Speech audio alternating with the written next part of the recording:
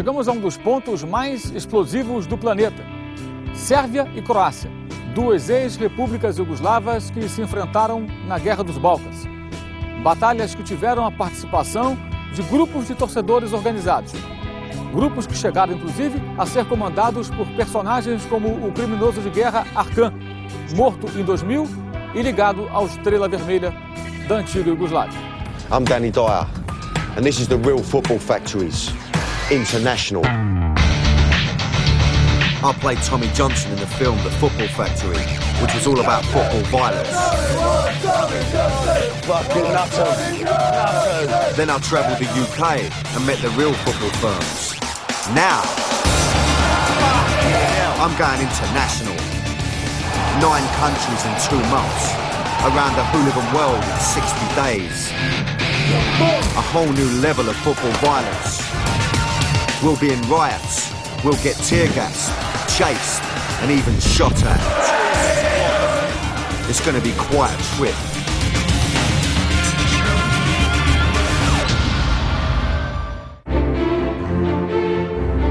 This week I'm in 2 countries that used to be part of one.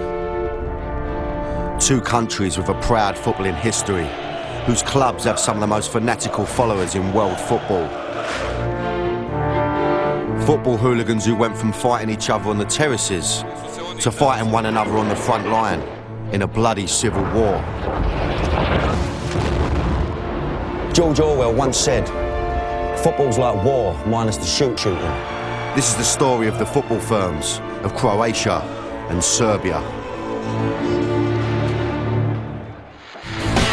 I'm going to the former Yugoslavia, to these 2 countries to meet some of the most notorious firms in world football.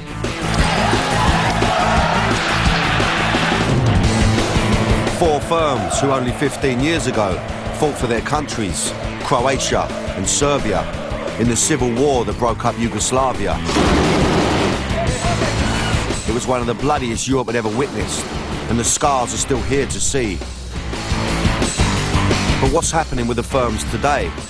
I want to find out who they're fighting against now and what they're fighting for. I like when they beat each other. I like when they beat police. I think that's life. That's football. It's the same feeling like a sex with 2 girls. In Serbia, I'll be in Belgrade, the city shared by the heroes of Red Star and the gravediggers of Partizan. And in Croatia, I'm going to the capital city Zagreb to meet the bad blue boys of Dinamo Zagreb. Golden room to fight for that club. I'll be at their stadium, the scene of a football riot that for many was the real start of the civil war in former Yugoslavia.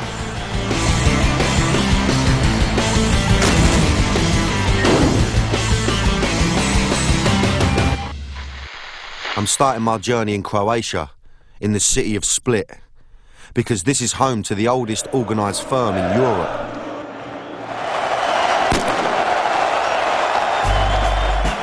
Split is Croatia's 2nd largest city. It's a hidden gem on the Adriatic coast. Beautiful.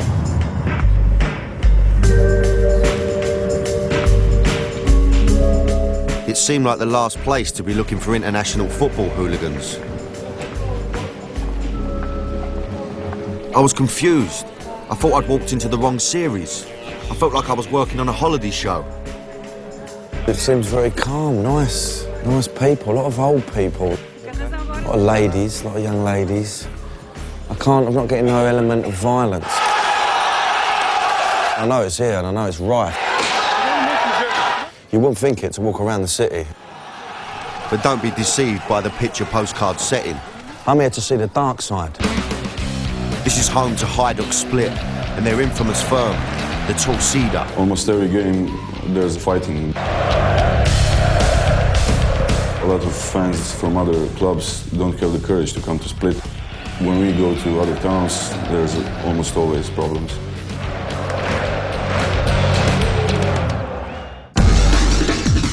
The 22-year-old Jera is the latest generation of the Torcida. And wherever they go, he's there. If something happens, I'll be there. I won't run away. It's the same as going out on a Saturday night. You know, if someone attacks your mates, of course you're gonna jump in.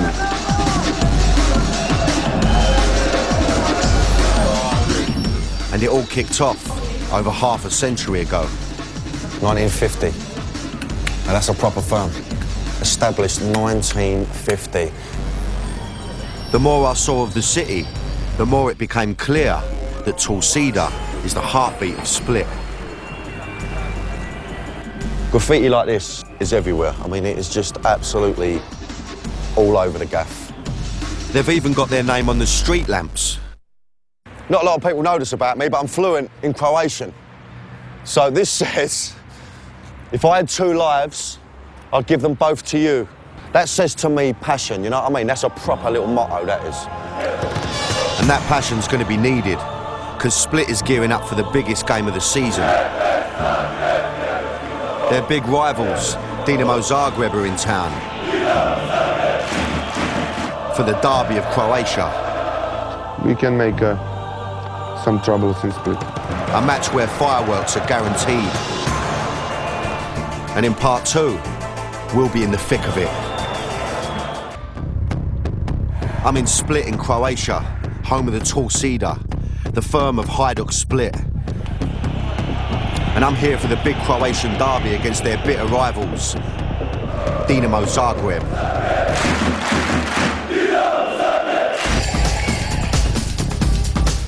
The Torcida are a firm with a fair bit of previous. 1961, referee attacked after disallowing a Hajduk goal. 1974, fought the Yugoslav army evacuated from the stadium. 1988, banned from European competition for 3 years after rioting in Marseille. 1990, pitch invasion and attempt to attack Partizan Belgrade's players. And then there's the noughties and the cup final riots of 2000 and 2001 against guess who?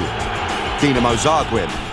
And the latest incident occurred just 2 days before I arrived. Torcida members were among the 183 arrested in Zagreb for causing trouble for Croatia versus England. But it wasn't the English they were fighting. Yet again, they were fighting Dinamo Zagreb. A lot of them have been nicked. A lot of them fresh out of the shovel this morning. So, I don't know what I'm walking into. Maybe a bit ratty. I'm chuffed they're still going to speak to me, you know what I mean? I know none of them have slept. I know that the police don't treat them well here.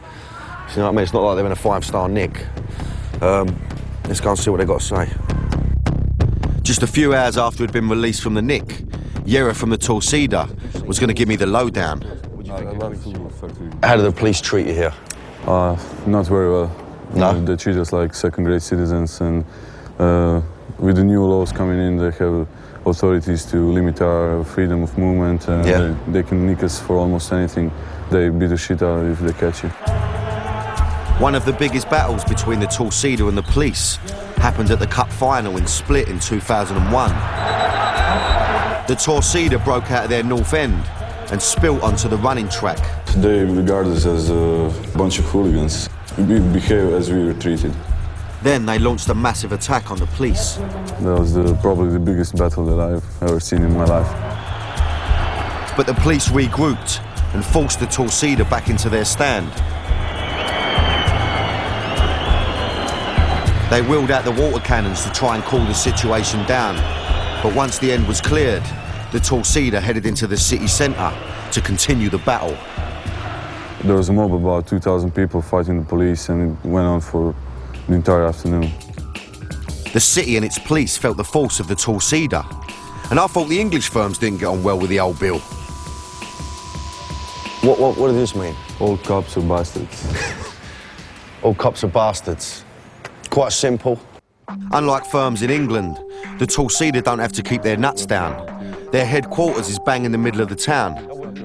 This is what I love, yeah? You want to find the Torcida? But you can't just walk in off the street. This is their inner sanctum, and I was lucky enough to have an invite. I'm loving the bar. Cool as fuck. On the wall are hundreds of pictures of what are known as choreographies, the displays they organise with flags and flares, and there's the holiday snaps from their greatest away days. This is probably the best away match that we ever had. It's us in Rome. There was 6,000 of us.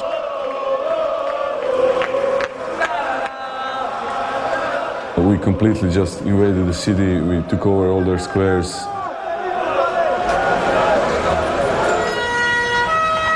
We completely outvoiced them in the stadium. The best moment of my life. It makes my hair stand up. Yeah, I can imagine. So who can take the Torcida on? Who are the rivals for the crown of Croatia's toughest and proudest firm?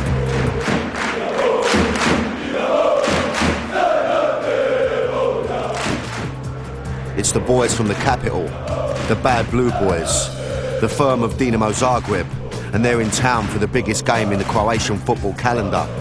Hajduk Split versus Dinamo Zagreb, one of the most explosive fixtures in the world. Biggest rivals. In this moment, Torcida Split, absolutely. An army of 2,000 Bad Blue Boys are heading to Split, and one of them is this man, Bogdan Urukalo. We don't like them. We really don't like them. We can make some troubles in Split.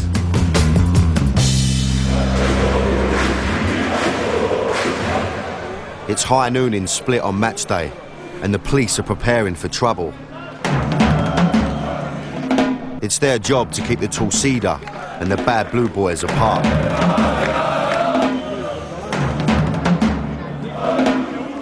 But the two firms have other ideas.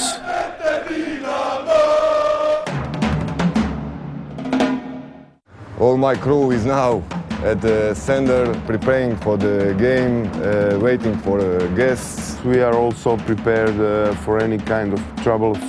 The boys looking for the guys from Zagreb. We are not afraid of that kind of conflict. Is it going to go off like it did at the Cup final in 2000? One of the worst incidents in the history of European football. The Bad Blue Boys provoked the Torcida by throwing flares at normal Hajduk fans. We burned 10-15 flares. We threw it on the ordinary people because we cannot reach the flare till Torcida. It's impossible, 200 meters, 150 meters. And then whole stadium became crazy, na na na. They were shouting and singing, "We will kill you, we will kill you." Enraged, the Torcida went berserk and rushed round to the Dinamo end to try and break down the fence and get at the Bad Blue Boys. Chaos ensued as the police fired tear gas at the attacking fans, and the showpiece game of the Croatian season was abandoned. It was shocking even by Croatian standards, as more than 100 people were injured and 98 arrested. It was a good incident. I was satisfied. Back at the latest derby of Croatia, and there's still 2 hours till kick-off, and the tension's rising.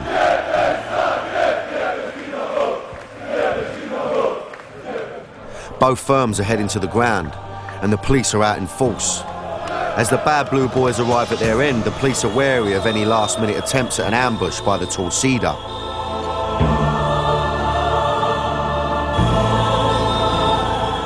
Inside the ground, the crowd were coming to the boil.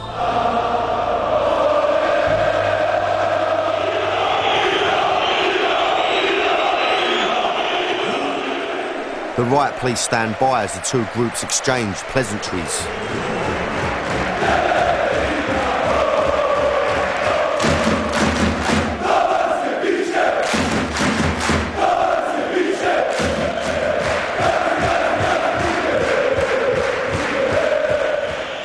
Throughout the game, various missiles are thrown towards the pitch.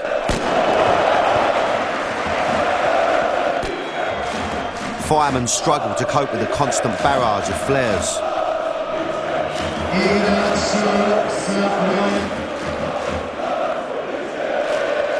And when a fire is started in the Dinamo end and the police intervene, the lads from Zagreb dedicate a song to the other boys in blue.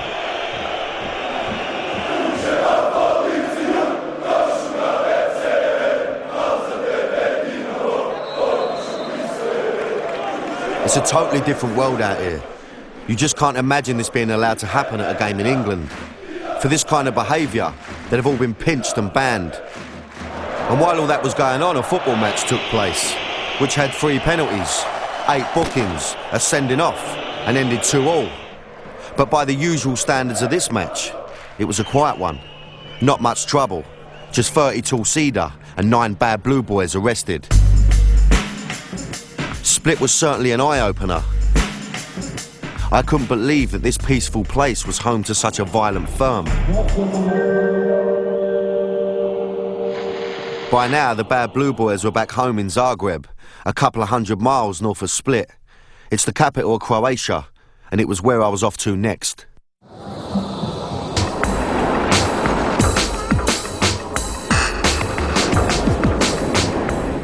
And the difference between Split and Zagreb is like 2 different countries, to be honest with you. I mean, very cosmopolitan, hustle, bustle, you know, chaos. You know, Split's like Marbella, it's chilled out, nice. You know, this is like what you'd expect from a capital, I suppose. It was another beautiful city, but I wasn't here to see the sights. I was here to meet the firm who were formed over 20 years ago in 1986. And since then, they've been causing quite a stir. Golden rule is to support team 90 minutes. And if it's necessary, to fight for that club. Here they are fighting in Milan in 2000, where they went on the rampage against the Italian police. Dinamo Zagreb is not a big European club. It's not a famous like some English or German clubs, but it's our glory. This incident resulted in over 50 arrests and more than 50 injuries on both sides. We are proud that we are supporters of Dinamo Zagreb.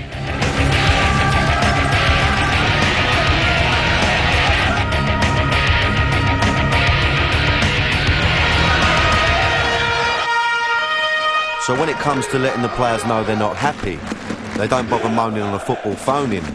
They believe actions speak louder than words. A few times we smash their cars and we give them a few punches, you know, just for like a yellow card, you know.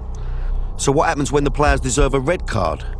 We decided to go to the training, 50 of us, masked, and we took off their shirts, pants, everything, because they didn't deserve a shirt of Dinamo Zagreb.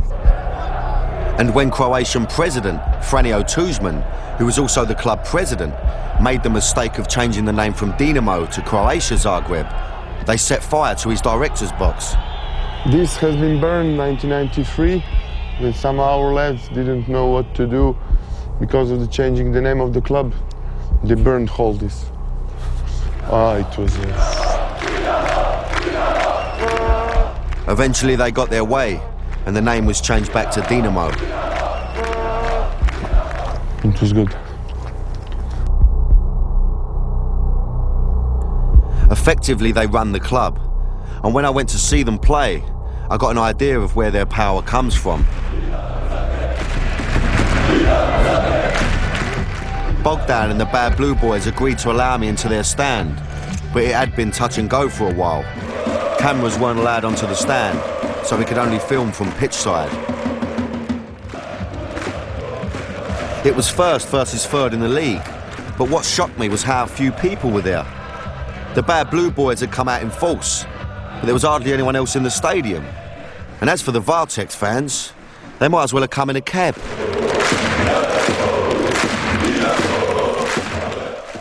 I realised why the Bad Blue Boys have so much power. Despite their antics, the club needs them, because if they weren't there supporting the team, nobody would be. I've never experienced nothing like it in the fact that constant singing.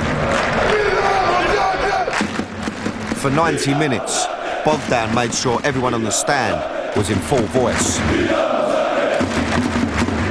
Stands at the front with his back to the game, takes no notice, big old lumpy as and all. He's a naughty looking geezer. Starts to chant, I don't know what it is, it's power though, it's passion.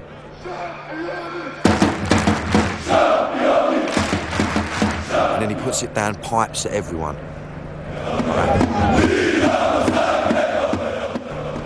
Make sure everyone's singing. Right, takes everyone in. And if there ain't no one singing, he digs them out, he'll find them. Right mad mince pies, do you know what I mean? Like that, bosh. And the singing paid off. As Dinamo ended up 4-1 winners.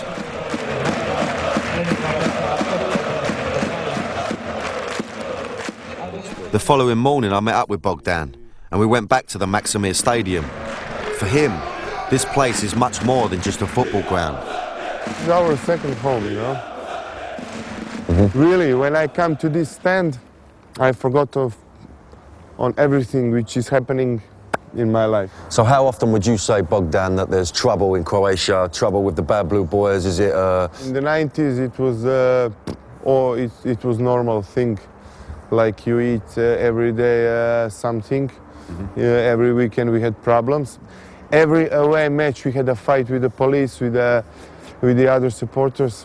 Mostly police though, yeah? Yes, mostly police, because we had a war with the president of the Croatia and the whole government. We were enemy number one and the whole police were chasing us. So this was Croatia today. The Bad Blue Boys and the Torcida. Football firms fighting each other and the police, vying to be the #1 firm in the country.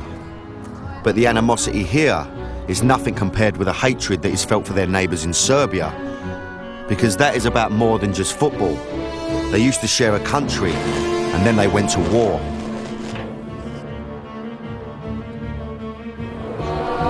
And it was the firms who went to the front line. I cannot tell you with the words what do I feel against them. They are our biggest enemies. So stay with us, because later I'm going to find out about the football riot that was the start of a war. Both sides had stockpiled rocks in the stadium beforehand so they could use them as weapons. And I'll be travelling to Serbia and get to see the dark side of Belgrade. I was in Zagreb, Croatia, in a football ground which, although it may not look like much, witnessed an event in the history of football as significant as anything Wembley, the Nou Camp or the Maracanã has ever seen. In May 1990, the former Yugoslavia was on the brink of civil war. Nationalism within the two largest republics, Croatia and Serbia, was at an all-time high. As this political powder keg was about to explode, one of the biggest club matches of the Yugoslav football season took place between Dinamo Zagreb and Red Star Belgrade. Hooliganism generally had been rising through the late 70s and 80s, as it had across Europe. But in Yugoslavia it had a nationalist element. Red Star were very much Serb nationalists. Dinamo Zagreb were the hardcore of the Croatian nationalists. The Red Star fans went up there with acid to burn down security fences. Both sides had stockpiled rocks in the stadium beforehand so they could use them as weapons. It was prearranged. Everybody knew it was going to go off. And go off it did, as the Croats and the Serbs fought out a ferocious battle in an explosion of pent-up nationalism and hatred. This was not just Dinamo v Red Star, the Bad Blue Boys v Delia. This was Croatia v Serbia. Football photographer Toma Mihailovic has covered the game for over 50 years, and he was there that day. Atmosphere was like we know that something is not good, but nobody was surprised because we were expecting sometimes to blow up.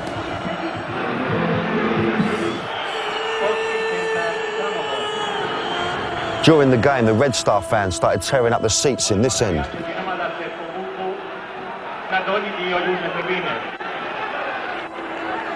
The Bad Blue Boys of Zagreb, who were in this end here, tried to break down the fences to get to the Red Star. They beat back the police, who, being mostly Serbs, came in for special attention from the Bad Blue Boys.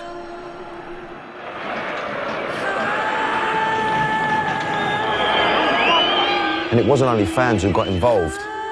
When a policeman attacked a Dynamo fan line on the ground, Dynamo's Croatian captain, Boban, decided to exact revenge.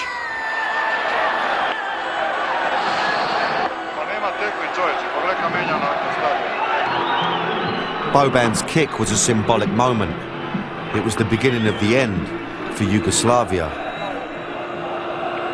For me, it was a sad day. It was a terrible day, and I was feeling that I'm losing something. I have to forget all friends, all the clubs, and everybody, you know. And I'm feeling that is something we came to the end. And I was sorry about that. And Tomo was right. As a year later, it wasn't punches and kicks that were being exchanged. It was gunfire and grenades, as Croatia and Serbia went to war. And the hooligans swapped their firms for their armies and signed up. The civil war raged for 4 years, with more than 15,000 people killed. And by the end, Croatia and Serbia were two separate countries. It was one of the most incredible stories I'd ever heard. Football hooliganism as a political event, one of the biggest moments in the history of two nations, the start of a war which is still fresh in the mind. We hate them. I cannot tell you with the words what do I feel against them. You have in England firms and clubs who hate each other, but I really don't think so that you have such example. And there's certainly nothing in England like the memorial for the members of the firm that died fighting for Croatia. A memorial that shows the riot, which they believe was the real start of the war. This is a statue for our brave lads who have been killed in the war for our freedom, for freedom of our country. This is everything for us. This is like a church, you know. Every time we pass here, we make a little pray for our guys. It's a very, very, very emotional part of the stadium for us. It's very powerful. Yes. The Bad Blue Boys weren't the only ones to die for their country. This is a memorial in Split, dedicated to the members of the Torcida, who made the ultimate sacrifice for Croatia. There were two sides to every story, and it was time to hear the other one. I was off to Serbia. So I've been to Celtic Rangers. I've heard about Liverpool Man United. You know, I know about the West Ham Millwall rivalries, you know, but that's nothing compared to this. You know, we're talking about, you know, these guys went to war with each other. You know, we're not talking about a tear up in the street for 2 minutes. You know, we're not talking about ambushing a pub. We're not talking about having it off with the old bill. You know, we're talking about these guys signed up, got given guns, went to the front line. You know? It's like England going to war with Scotland, like proper war. You know, it's really, really hard to get your nut round it. I was travelling on a road which in the days of Yugoslavia was called the Road of Brotherhood and Unity. But at the time of the Civil War, there was little of that on this particular route. This was the road which you would travel on to get to the front line.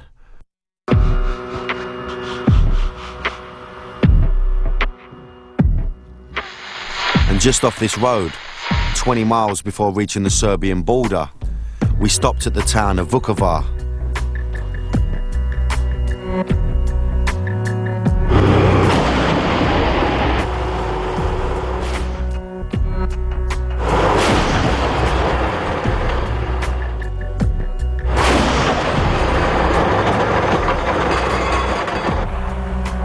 In the pre-conflict days of former Yugoslavia, Croats and Serbs lived here together peacefully. But the war changed all that, as Vukovar became a microcosm of the conflict, with civilians paying a huge cost.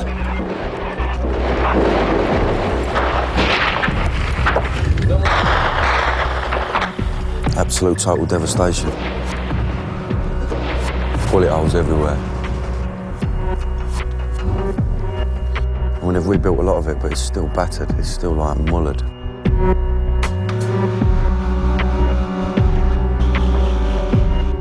By the end, almost nothing was left. Sad though, sad. It's estimated that 2,000 of Vukovar civilians were killed, 800 went missing, and 22,000 were forced into exile. Just that element of death in the air and just, I dread to think what happened here, you know. Must have been horrendous.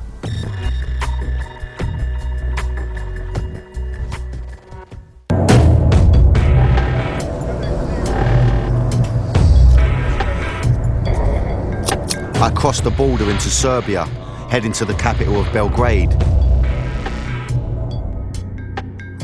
I'd heard some mind-blowing stuff so far, and that was only half the story. What, I wonder, will be waiting for me there? Everywhere we go, we fight with something, or someone. I like when they beat each other. I like when they beat police. I think that's life. That's football. It's the same feeling like a sex with two girls. In Belgrade, no rules. It's no rules.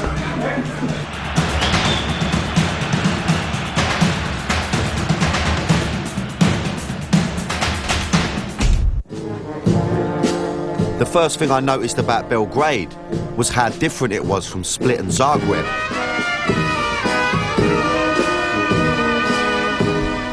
It felt more Eastern European and had echoes of the old communist regime. Serbia also uses a different alphabet from Croatia.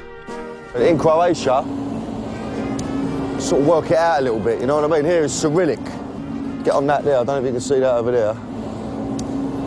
I ain't got a clue what it means, you know what I mean? Could mean anything, I mean, it's like alien writing.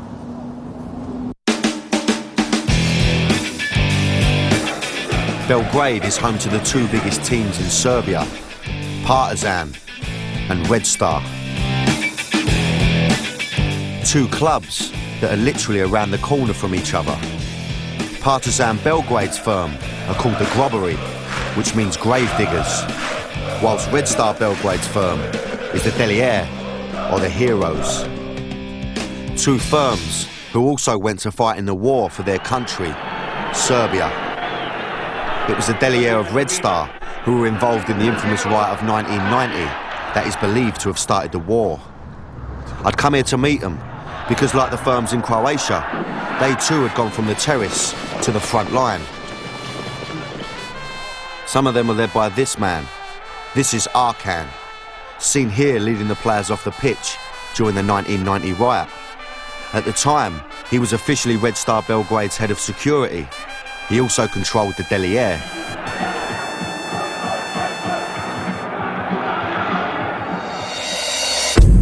Petar Ilic used to be one of the Delier and travelled with them all over Europe. He experienced the charisma of Arkan firsthand. Actually, he was our leader in 1989. He had his crew among himself, and the guy adored him. He was very brave, and that's the things which, you know, you must count on a brave man on terrace. Arkan was a proud Serb, and when the civil war began, he set up a paramilitary group known as the Tigers. The group was established under the auspices of the Serb-controlled Yugoslav government. The Tigers had been recruited by Arkan from the Delier. After all, who better to enlist than hardcore Serbs with a history of violence?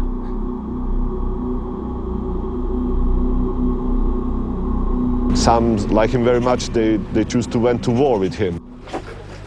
Hey. Those guys think that they are doing the right thing for Serbia, and probably that's why they went to fight. I'd come to Belgrade to meet with the Delier, but they, it seemed, didn't want to meet me. For the past 6 weeks, the production team have been trying to make contact with the current members of the Delier to hear their story. Problem is, they won't talk to us. They've spoken to British journalists before in the past, and they feel they've been dubbed as war criminals because of the association with Arkan. Belgrade's other firm, though, were not as shy as their city rivals.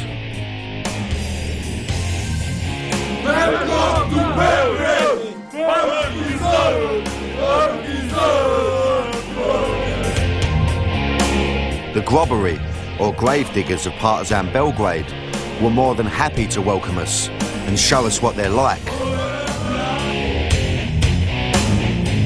20-year-old Kimi first stood with the Grobbery when he was 14, and now he's about to stand trial for being involved in fighting at football.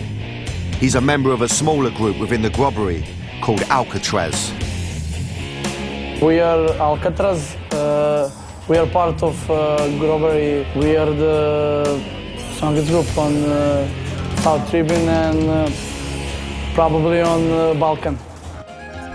Every month, the Grobbery family get together for a party. There's food, drink, drugs, and karaoke. But it's not all fun and games, because this lot are armed and dangerous. When we have weapons, we fight with weapons. We haven't weapons, we fight with no weapons. The Grobbery are always up for it, especially when it comes to their neighbours, Red Star. There's always trouble, and today is Derby Day. It's Saturday, 1 p.m, and in the streets around Partizan's ground, fans are starting to arrive, although they may be slightly outnumbered by the police.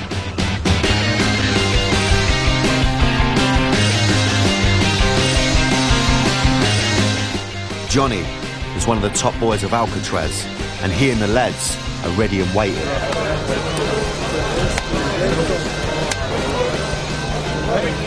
I don't care about the game. We don't search for results. We have our game. That's most important than the football. Most important for us is Partizan. For us, football is life. We are fighting for the name Partizan and Grobbery. By kick-off time, the huge police presence has so far been successful in keeping the fans apart. But that's no guarantee that the game will pass off without a serious incident. At this ground in 1999, a shipping flare was fired from the Grobbery end into the Delier, killing Red Star fan Alexander Radovic.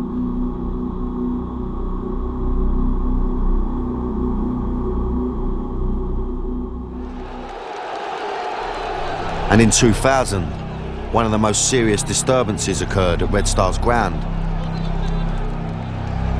as hundreds of fans fought a pitched battle.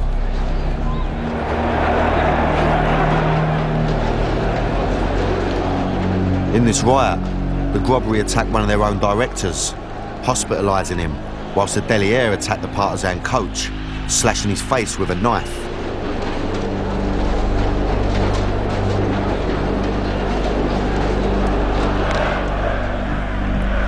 But today, the game's passed off peacefully. In fact, there's not been much action at all.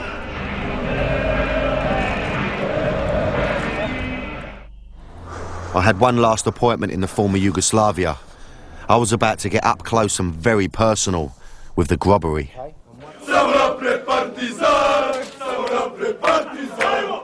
Yeah, that's right, the mob with the shooters.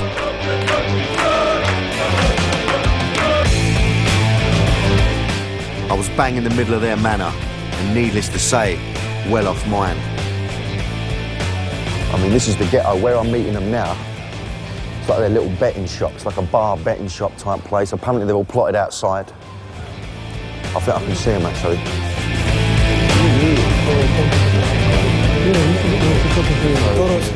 Tell me a bit about, obviously, your relationship with Red Star. Every time when we see them, there is a fight. It is no need to be a football match, basketball match, or any other match against these two clubs. So you go to watch basketball? Football is a very, no quality. Okay. So the basketball, we were many times champions of the world. Okay. And it's a better atmosphere.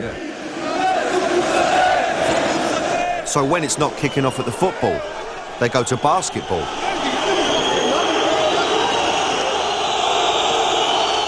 Partizan and Red Star both have basketball teams. This is the derby from June 2006. Trouble started in the stands. The police stormed the Red Star fans section and several fans fell down a staircase. More than 100 fans were injured. How do you feel about the clubs from Croatia? No, I don't know. They miss them. We missed them, especially our friend Žarko. We have a very strong erotic and sexual connection with them, yeah. This story they were about to tell me about one of their older guys, Jare, was both shocking and unbelievable. Old guard. In the late 80s, one of the top boys at Torcida came to Belgrade as a guest of the Grobbery. After 5-4 drinks, he started to blabber. But for shooting his mouth off, he had to pay a forfeit. They took him to the grave of a partisan legend and demanded that he kiss it. Take him and he said, kiss the grave. I don't want. Okay, then. But when he refused, Jare raped him. You know, when you say to somebody, I'm gonna fuck you, he really mean it. I'm not easily shocked, but I was now. These guys were prepared to commit the ultimate act of humiliation and domination over their rivals. It was time to leave. When we come back, we'll hear what might happen if there's ever a case of firms reunited. Neka razmisle kako su prolazili u ranijim našim bliskim susretima. I think that it would be plenty of dead people. So what does the future hold for Croatia and Serbia? It's been almost 15 years since the end of the Civil War and the last significant footballing success of one of their clubs. The quality of football has deteriorated since the separation of the football leagues. Some have called for a unified league to increase competition and raise the standard of football to what it once was. But emotions still run higher. In the summer of 2003, Partizan Belgrade and Dinamo Zagreb met for a friendly in Switzerland that was anything but. Ironically, the Croatian parliament had passed a law the day before banning riots at sporting events.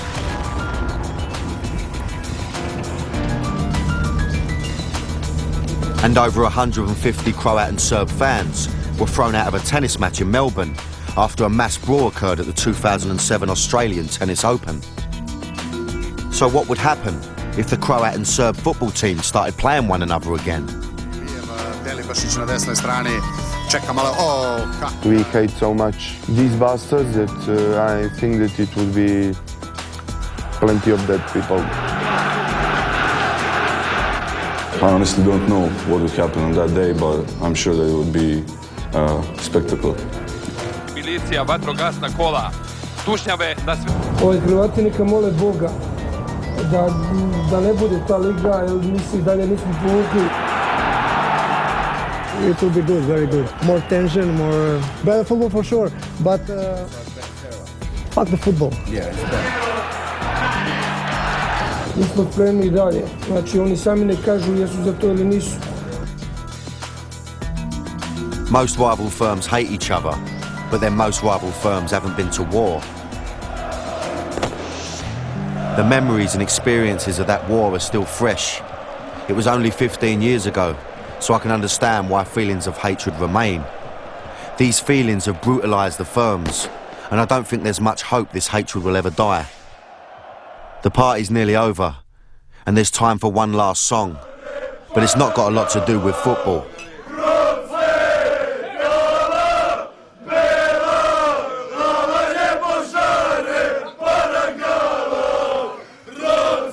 No próximo episódio, Hooligans, The Real Football Factories vai à Itália, terra dos ultras, que fazem belas festas nas arquibancadas, mas também espalham medo, especialmente em jogos como Roma e Lazio, o explosivo derby romano.